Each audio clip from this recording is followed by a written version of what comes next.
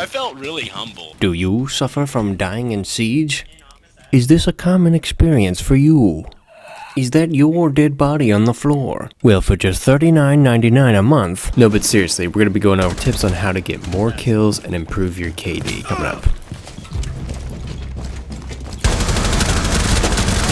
1 on 4 remaining.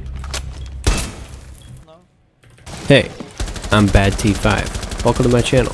If you're new here, consider subscribing. I'm all about helping you grow, so I post Rainbow Six Siege tips, tricks, and how-tos on this channel weekly, so that you can achieve the rank, KD, and skill level that you need to play against the best, and maybe even go pro.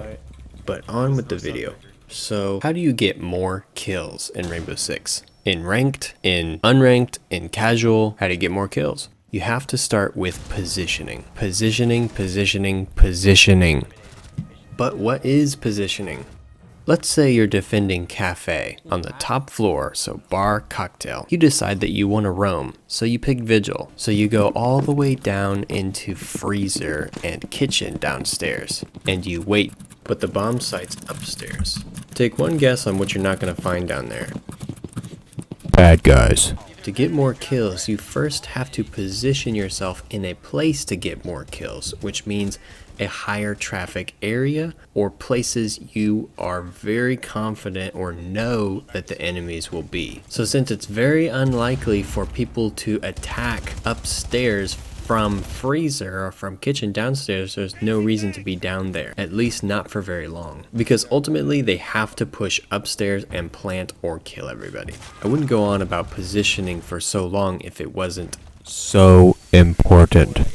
It may very well be the single biggest improvement you can make in your gameplay to get more kills, more wins, and a higher KD. So we're going to get into it a little more. Positioning is not just about being on the right floor or being somewhat close to where bad guys are going to be. It's a lot more than that. It's also about having the advantage. This Maestro clip is a pretty good example. I'm positioned behind the counter, which you can shoot through, but it's nearly impossible to kill someone through it.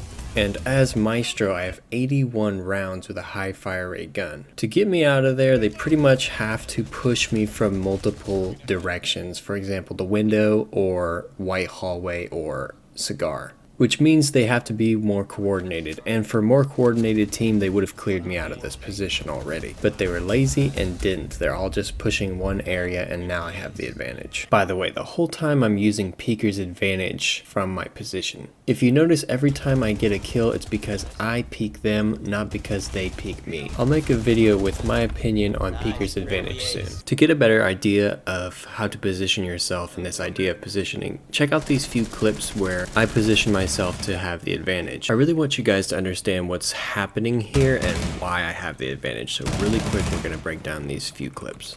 Right here, guy just drones me out. I swing wide into the open, shoot his drone. I get a feeling he's gonna push in, and he does. So all I do is hold a tight angle on the window. It's nearly impossible to kill somebody while jumping through a window. And I'm only holding one entry point, but he has to worry about shark stairs, people peeking him from bowl, and even piano flank. This may seem like an odd clip to include, but it's still a simple demonstration of positioning. I push out from a different position while he's taking a gunfight with my team.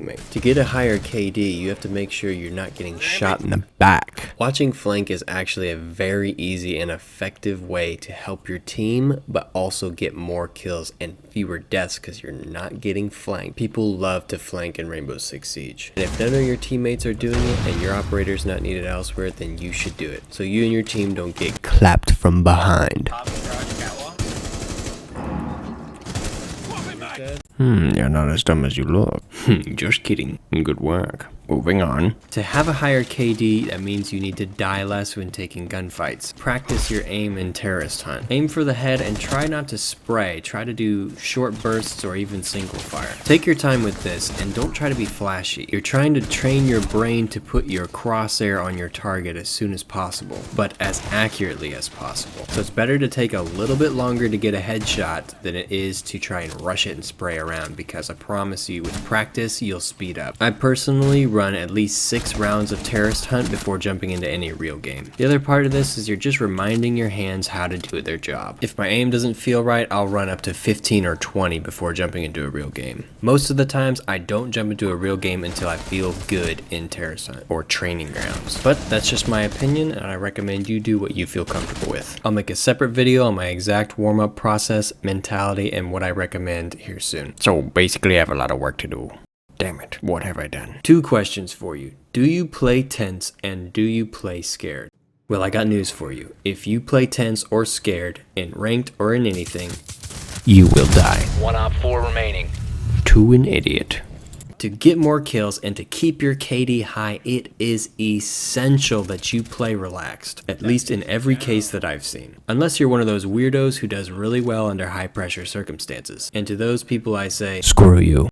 Just kidding, congratulations, you're gifted. One way you can help loosen up is to play a casual or an unranked before jumping into ranked, if you play ranked tense. Playing a few of those in the low pressure environment that it is can help you stay relaxed when you move over into ranked. I've gotten into the habit of playing at least one unranked before I do any ranked, but that's just me. And if you don't play tense, congratulations. Also screw you, and you're gifted. Drone, drone, drone. Drone and move up. Drone and move up.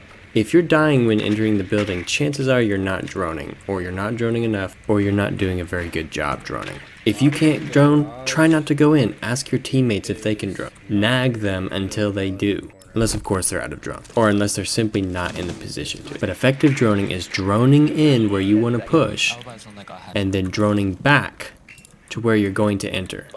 Do not drone in deep and then leave your drone there and then think it's safe to push, because it's not. Because while you were outside droning the entire map, 2 guys found the open doorway where you're about to push in, and now they're holding an angle on you.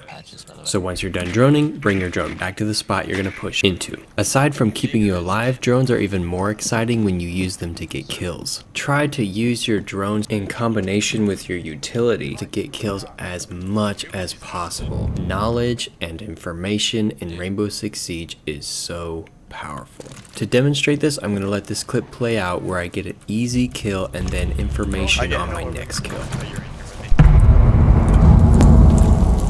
Ow. Reloading. Oh, one bottom aim, one elevator. Yeah, it's right there. I let someone elevate. One's red hall. Reloading. Bro, can you come get this other hat? I cannot. Is he still in elevator? Hey, can you bring Bomb over here, Crash? Activating drone. Huh? Can you bring Bomb over here? We have wall open. Yeah. Yeah, sorry. Coming. Clear the blast. Yeah, that was it. Alright. I'm coming. Vault. Oh shit! Shoot. Op 4 last stop standing. That's fair then. User is online and active. Is Kate still alive? No, Kate? Yes, he is. He's A really big fucking hole coming right up.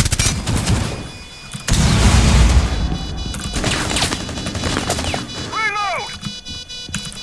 Pushing vault? You don't have to watch blue. I have Alright. he's in vault now. Gonna go gold.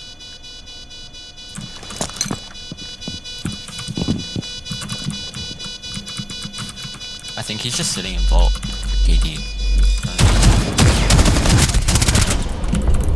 Yep. Op 4 eliminated. Well played, right? None of that was on accident. In fact, I had to do a ton of droning to get the first kill. I want you to understand why what I did worked. First off, they have a mirror holding garage, but because of my good drone work, I know that nobody's on it and it's clear for me to push up. I really didn't want to give away my position, but I wanted to start getting something done somehow to get this cap can to get inside and start helping my team. And the cap can didn't look like he was going anywhere anytime soon. So my idea was to use my utility to open up the door he was closest to. I knew he would be nervous and wouldn't want to stay there, so he pushed out. And when he did, I got the easiest kill of my life. That's what good drone work in combination with good utility usage looks like. Sure, I could have meleeed the barricade and tried to push in, and maybe I would have killed him and probably would have died by somebody else because he would have been alerting his entire team where I was and what I was doing. But instead, I was patient yet methodical. That's Rainbow Six Siege. and probably the most patient Ash main you've ever seen. My final tip to you is don't be greedy. Being greedy is the fastest way to die at Rainbow Six Siege because it usually means you're doing something stupid to try and get a kill faster than somebody else. Even when it was our whole team and there was only one enemy left, I still droned it out. And if I didn't, I probably would have died to him.